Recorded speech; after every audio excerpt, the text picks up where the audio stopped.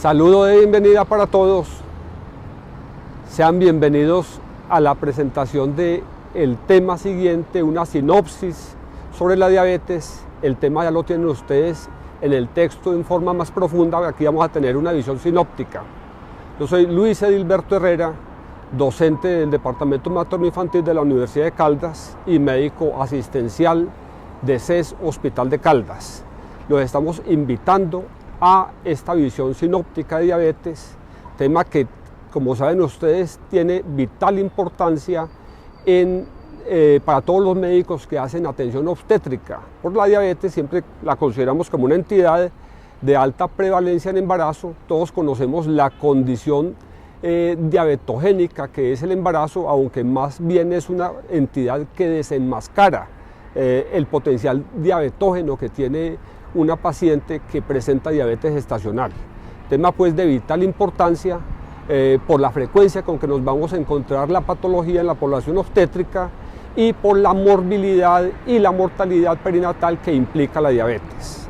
Entonces, bienvenidos pues a esta visión sinóptica de la entidad como parte de este diplomado programado por el Departamento Materno-Infantil de la Universidad de Caldas con el auspicio de la División Territorial de Salud del departamento.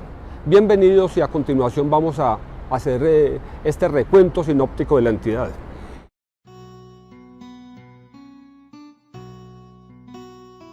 El tema a contemplar, como dijimos, es diabetes gestacional. La diabetes gestacional la definimos como intolerancia a la glucosa que inicia o se detecta por primera vez durante la gestación, lo que implica que una paciente con diabetes previa, no diagnosticada con diabetes previa a la gestación, a quien se le diagnostica en el embarazo, también incurrirá en el calificativo de diabetes gestacional. La diabetes gestacional afecta entre el 3 y el 10% de todas las embarazadas y en países con población obesa vamos a encontrar obviamente mayor morbilidad por diabetes y una prevalencia mucho más alta. Por ejemplo, en Estados Unidos tenemos una prevalencia de diabetes que va desde 1.4 hasta el 14% de todas las gestantes. Algunos factores de riesgo de diabetes gestacional y que implican pues necesidad imperiosa de hacer tamizaje y diagnóstico o descarte de la diabetes en embarazo son el antecedente de diabetes gestacional, la edad mayor o igual a 30 años, el antecedente de diabetes en familiares de primer grado, índice de masa corporal de 27 o más al iniciar la gestación, antecedente de macrosomía fetal, antecedente de muerte perinatal con causa no explicada, síndrome de poliquistosis ovárica. Todos conocemos la resistencia que presenta la poliquistosis ovárica a la insulina, la glucemia en ayunas mayor de 85 miligramos por decilitro, la hipertensión inducida por el embarazo, el crecimiento fetal disarmónico con circunferencia abdominal mayor del percentil 70 cuando la gestación está entre 28 y 30 semanas. Veamos a continuación algunos aspectos del metabolismo normal de los carbohidratos en embarazo. Todos conocemos que la glucosa pasa del plasma materno a través de la placenta hacia el compartimento fetal por dos mecanismos. Por un gradiente de concentración diferencial, la glucosa en el plasma fetal es menor que la de la madre y además la glucosa es transportada en forma activa desde el compartimento materno hacia el compartimento fetal. Los aminoácidos también son transportados en forma activa a través de la placenta, aminoácidos que emplea el feto para la síntesis de proteínas que a su vez van a configurar los tejidos. Las cetonas cruzan también la barrera placentaria por difusión y son empleados como sustrato energético por el feto en condiciones de ayuno materno. Los triglicéridos no cruzan la barrera placentaria, lo mismo que la insulina y el glucagón.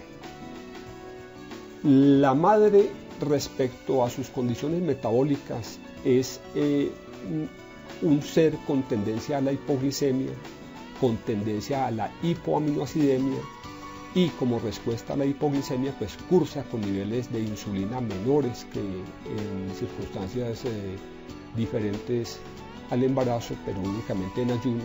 También es hiperlipidémica y es hipercetonémica. La hipercetonemia y la hiperlipidemia no son condiciones normales, son condiciones que se van a dar especialmente en el ayuno, cuando el ayuno es prolongado. En cuanto al feto, el feto digamos que tiene un aporte de glucosa y de aminoácidos mayor, pero a su vez tiene una glicemia materna, glicemia menor que la materna, entre 15 y 20 miligramos, lo que ya dijimos propicia el pasaje de glucosa desde el compartimento materno. Y también en respuesta a los niveles menores de glicemia tiene también unos niveles de insulina menores. Pero a su vez el feto está expuesto a mayores niveles de ácidos grasos, mayores niveles de proteína, y también cuando la madre está expuesta al ayuno prolongado, el metabolismo de los triglicéridos va a generar ácidos grasos, cuyo metabolismo a su vez generará cuerpos cetónicos que, ya dijimos, difunden la barrera placentaria, cruzan la barrera placentaria y van a contribuir a que el feto los metabolice y utilice estos cuerpos cetónicos como sustrato energético. Entonces, por eso decimos que el feto tiene niveles de ácido acético, hidroxibutírico, ácido hidroxibutírico mayores, y lo que puede contribuir en algún momento con déficit neurológico, que como se ha estudiado en hijos de madres diabéticas hacia los 10 años, cuando se identifica que tienen coeficientes intelectuales menores que las contrapartes no expuestos a los cuerpos cetónicos. A nivel postprandial, el metabolismo de los carbohidratos en la madre se caracteriza por tendencia a la hiperglicemia, tendencia a la hipertrigliceridemia, y como respuesta a los niveles altos de glicemia pues tendrá también hiperinsulinemia. Y la hiperinsulinemia está generada por la resistencia periférica a la acción de la insulina. Resistencia periférica que es dada, entre otros elementos, por el glucagón. Glucagón, que es un antagonista de las acciones de la insulina. Además, el lactógeno placentario, que podemos considerar como es el factor principal que ofrece resistencia a la acción de la insulina. El lactógeno placentario, también llamado somatomamotropina coriónica, afecta el metabolismo de los carbohidratos, aumenta la lipólisis hepática y preserva los carbohidratos y los sustratos energéticos en general para las demandas del feto, deprivando a la madre de ellos, pero propiciando que pasen la barrera placentaria y sean empleados como sustrato energético por el feto. La prolactina contribuye también con la hiperinsulinemia, lo mismo que el ácido piridoxinsanturénico, que está incrementado, niveles incrementados en embarazo. El ácido piridoxinsanturénico disminuye la actividad de la insulina. Y finalmente tenemos el cortisol, que aumenta el metabolismo de los carbohidratos. Entonces, todos estos son los factores que contribuyen con la resistencia a la acción de la insulina. En el feto, las repercusiones de la diabetes son las siguientes. El feto se está desarrollando en un ambiente metabólico alterado, con gran disposición de glucosa y lípidos y aminoácidos. Entonces el feto, en respuesta a la gran oferta de glucosa que tiene en la madre, especialmente en condiciones normales en la diabetes, responde con hiperinsulinemia. El feto tiene un páncreas competente, produce grandes niveles de insulina, y la insulina, conocemos todos el efecto anabólico que tiene, lo que va a explicar la macrosomía fetal. La morbilidad de la diabetes en el feto está dada generalmente por una mayor prevalencia de malformaciones. Todos conocemos que el feto hijo de madre diabética tiene 10 veces más defectos en el cierre del tubo neural, 10 veces más defectos neurológicos y 5 veces más cardiopatías, especialmente conotronculares, que los fetos contraparte de la población no diabética. Las malformaciones del sistema nervioso central representan el 9.8% de todas las malformaciones apreciadas en los fetos, en los hijos de madres diabéticas. Las cardiovasculares representan el 37.6% y las esqueléticas 14.7%, sin que haya ninguna malformación característica de la diabetes. Las malformaciones apreciadas en la diabetes pueden ser apreciadas en la población general. Además de la embriopatía producida en malformaciones, la otra forma de morbilidad fetal está dada por la macrosomía que es complicación especialmente de la diabetes gestacional. La macrosomía se presenta en 50% de los fetos de madres diabéticas. La hiperinsulinemia ocasiona hipertrofia de los adipocitos y también contribuye con visceromegalia, especialmente en órganos sensibles a la insulina. Los fetos de madres diabéticas también son susceptibles a las situaciones de hipoxia y se puede presentar restricción en el crecimiento fetal hasta en el 20%, pero en este caso de los hijos de madres con diabetes tipo 1. La insulina, niveles incrementados que maneja el feto en respuesta a la oferta grande de glucosa en la madre diabética mal controlada, ocasiona interferencia con procesos enzimáticos que conducen a la producción del surfactante por los neumocitos. Entonces, los recién nacidos de madres diabéticas con pobre control metabólico tienen riesgo de dificultad respiratoria, de síndrome de dificultad respiratoria, aún con gestaciones de término. Y la morbilidad en el recién nacido, una vez que se liga el cordón umbilical, está dada por la exposición a la hipoglucemia, especialmente cuando la madre tenía pobre control metabólico durante el trabajo de parto, y complicaciones como la hipocalcemia, la policitemia y la hiperbilirrubinemia. Bueno, veamos cómo hacemos la búsqueda de diabetes en el embarazo, cómo hacemos el tamizaje para diabetes gestacional. Entonces, la población obstétrica en general la calificamos con riesgo clínico para diabetes cuando presenta una o más de las siguientes características. La paciente gestante tiene más de 25 años, tiene etnicidad con alta prevalencia de diabetes. Las etnicidades con alta prevalencia de diabetes son especialmente los hispanos, afroamericanos, los asiáticos y poblaciones indígenas americanas que tienen una gran prevalencia de diabetes. El sobrepeso con índice de masa corporal mayor de 25, las pacientes que tienen parientes en primer grado de consanguinidad con diabetes, son pacientes a quienes se debe realizar tamizaje para la diabetes en la primera consulta prenatal y en caso de que el tamizaje en la primera consulta sea normal, se va a repetir cuando la gestación esté entre 24 y 28 semanas. Población de bajo riesgo que no requiere tamizaje para diabetes, entonces es un grupo muy reducido de la población con las siguientes características: edad menor de 25 años, índice de masa corporal menor de 25, no tienen parientes en primer grado de consanguinidad con diabetes y tienen grupos étnicos o pertenecen mejor a grupos étnicos con baja prevalencia de diabetes. Entonces este grupo prácticamente serían los anglosajones menores de 25 años. Podemos establecer un riesgo medio también en quienes se omite el tamizaje en el primer trimestre, pero no se puede omitir entre las 24 y 28 semanas. En ese grupo de riesgo medio podríamos establecer muchas de las mujeres nuestras gestantes, especialmente menores de 25 años, en quienes se realiza el tamizaje, como dijimos, únicamente entre 24 y 28 semanas y se omite el tamizaje en el primer trimestre del embarazo. El tamizaje lo continuamos realizando con la prueba de O'Sullivan, prueba que consiste simplemente en el aporte de 50 gramos de glucosa para la paciente y la realización de una glucemia una hora después de esta carga. El resultado es normal hasta 139 miligramos. La paciente que tiene 140 miligramos hasta 199 requiere una curva para confirmar el diagnóstico, una curva de tolerancia oral a la glucosa de 2 o de 3 horas. Cuando el valor de la prueba de O'Sullivan es mayor de 200 miligramos, no se requiere confirmar con la curva, se hace diagnóstico. Entonces repetimos, el tamizaje se hace, el diagnóstico se hace con la curva en la población que tiene prueba de O'Sullivan de 140 miligramos hasta 199.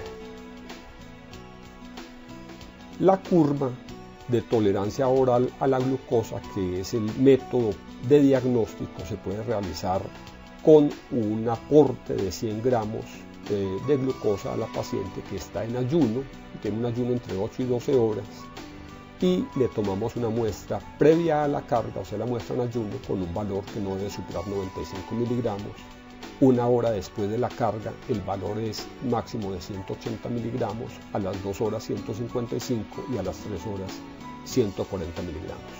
Se avala también la curva con 75 gramos y en este caso no se toma la tercera muestra postprandial y los resultados, los valores son iguales, 95 en ayuno, 180 a la primera hora y 155 a la segunda hora. Dos valores iguales o superiores a los que tenemos, a los que manejamos actualmente, que son los criterios de Carpenter y Constant, hacen diagnóstico de diabetes. Un solo valor alterado implica repetir la curva en términos de 2 a 4 semanas.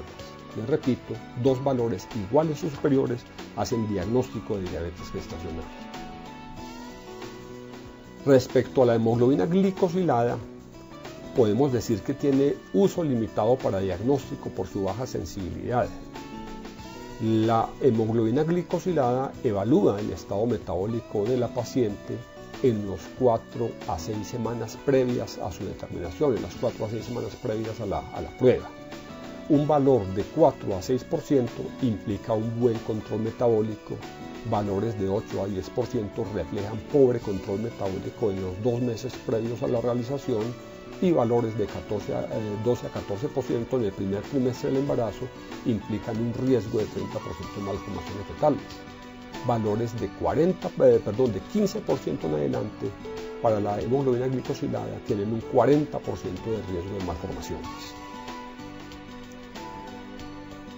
Veamos ahora algunas pautas en forma muy breve sobre el manejo de la paciente con diabetes gestacional. A propósito, aquí no quedó en la transparencia la medida más importante en el control de la paciente diabética, que es la educación sobre todos los aspectos de la diabetes. Entre las medidas generales hablamos siempre de ejercicio. El ejercicio aumenta el transporte de glucosa por medio de transportadores como el GLUT4 hacia el músculo liso, aumenta la perfusión a los tejidos sensibles a la insulina y propicia menores concentraciones de ácidos grasos libres. En segundo o tercer lugar tendríamos la dieta que especialmente debería ser confeccionada por nutricionista y está encaminada, debe estar enfocada a la prevención de la hiperglicemia postprandial. Pautas para el manejo de insulina. Cuando la paciente, el 80-85% de las pacientes con diabetes gestacional son tributarias de manejo con dieta, pero nos queda un 15-20% de las pacientes que requieren insulina. Veamos en forma precisa las indicaciones para insulinoterapia en el embarazo en la paciente con diabetes gestacional. Entonces requieren insulina las pacientes con diabetes tipo 1 y 2, obviamente. Las pacientes con diabetes gestacional de las clases A, 2 y B en adelante. Las pacientes con glucemia en ayunas mayor de 95 miligramos por decilitro. Las pacientes con glucemia mayor de 140 y o 120 miligramos a la hora y 2 horas postprandiales respectivamente, por lo menos en 2 ocasiones con intervalo de 2 semanas, lo que refleja un pobre control metabólico. Todas las gestantes con diabetes mayor de 35 años y las pacientes con antecedente de mortinato o con insulinoterapia en gestación previa. Todas estas pacientes son tributarias de manejo con insulina durante el embarazo. ¿Cómo podemos hacer un cálculo o mirar ejemplos de insulinoterapia en el embarazo? ¿O cómo podríamos iniciar la formulación inicial, el plan de manejo insulinoterápico? Podemos aplicar una constante que es dar en el primer trimestre hasta la 12ª semana 0.7 unidades por kilo, en el segundo trimestre desde la 13ª hasta la 28ª semana 0.8 unidades por kilogramo día, en la primera mitad del tercer trimestre, es decir, entre 29 y 34 semanas 0.9 unidades por kilogramo, y al final del embarazo, en la segunda mitad del tercer trimestre, entre 35 y 40 semanas, podemos aportar 1 unidad por kilogramo día.